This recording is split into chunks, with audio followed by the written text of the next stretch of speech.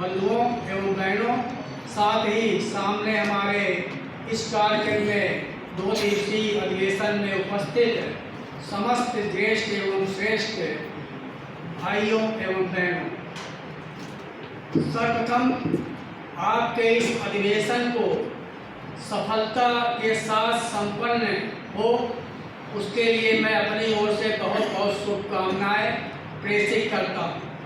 और जैसा कि आप जानते हैं कि भारतीय मजदूर संघ के हम आप सभी कार्यकर्ता हैं और भारतीय मजदूर संघ आज देश का ही नहीं बल्कि विश्व का सबसे बड़ा संगठन है।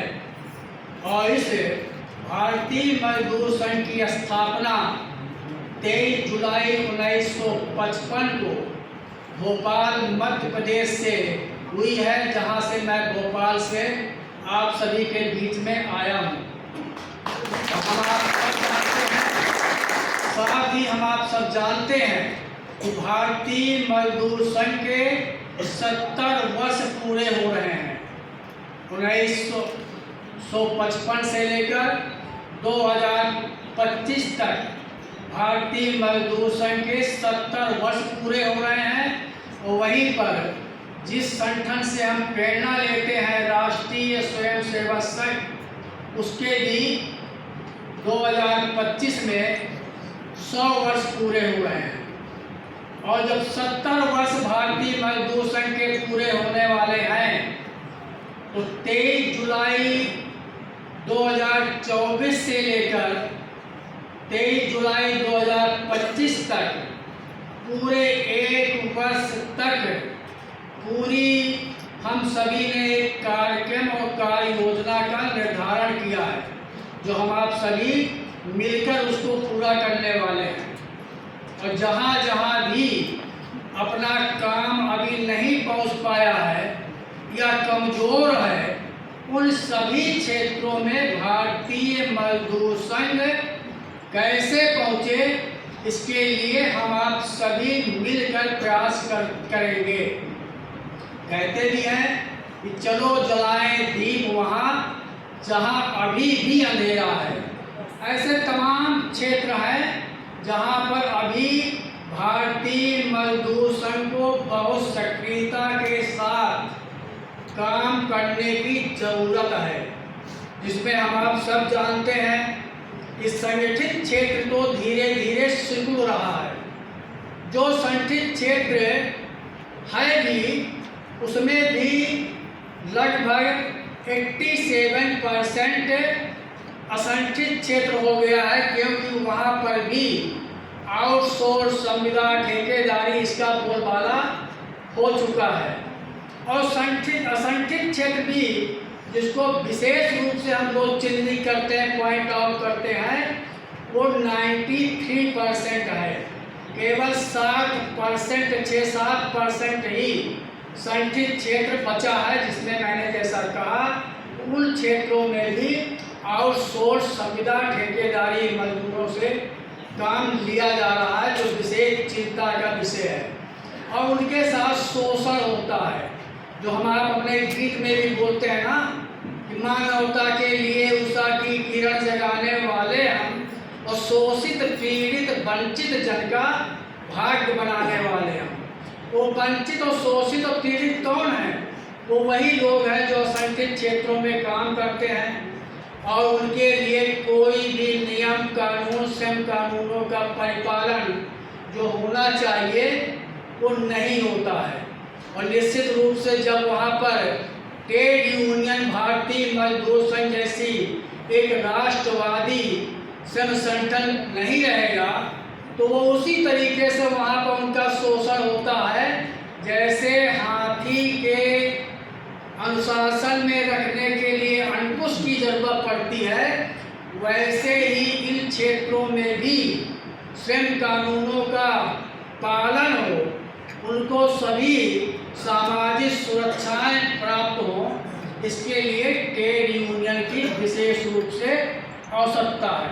और वो भी ऐसी ट्रेड यूनियन की ज़रूरत है जो वास्तव में सामाजिक क्षेत्र में शोषित पीड़ित वंचित के लिए ही कटिबद्ध है, उसके लिए उसका समर्पण है, प्रतिबद्धता है। और इसलिए विशेष रूप से हम आप सबको उन क्षेत्रों में काम करने के लिए सबको प्रेरित करने की ज़रूरत है।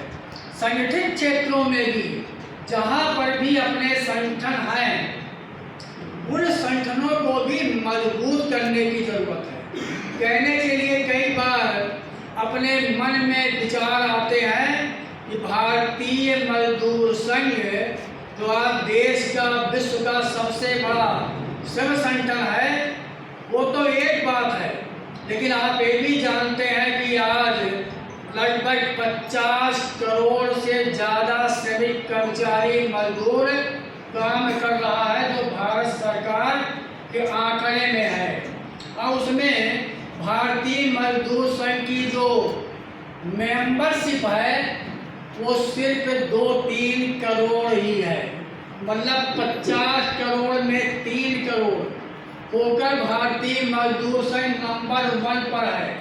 और बाकी संगठनों की क्या स्थिति है वो हम आप सब समझ सकते हैं। तो सब मिलाकर मान लिया जाए तो सिर्फ 5 करोड़ के आसपास ही मजदूर कर्मचारी संगठित है, और बाकी अभी पूरी तरीके से भारतीय मजदूर संघ की ओर देख रहा है कि कब हमारे यहाँ भारतीय मजदूर संघ का प्रादुर्भाव हो और हमारे साथ जो शोषण हो रहा है उससे हम निजात पाएं। इसलिए 70 वर्ष जो ये अपना मनाया जा रहा है कि हमें उन सभी क्षेत्रों में जाना है जहाँ पर अभी अपना काम नहीं है, हमें आप सबको मिलकर काम करने की विशेष रूप से ज़रूरत है।